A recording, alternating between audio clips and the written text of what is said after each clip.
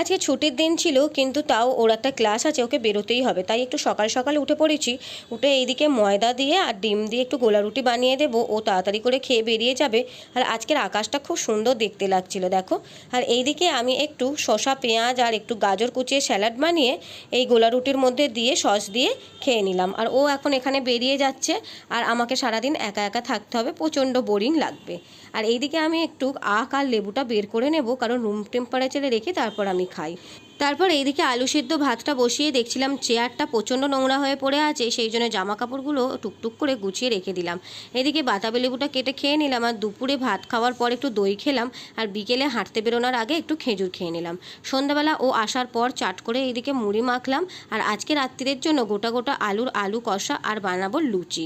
এদিকে সব প্রায় রেডি হয়েই গেছে। আমি এইদিকে দেখো লুচিগুলো বেলে দিয়েছি, ও এক এক করে ভেজে নিচ্ছে। আমি এখন রুমে একটু রেস্ট নেব। আজকের মতো এইটুকুই, টাটা।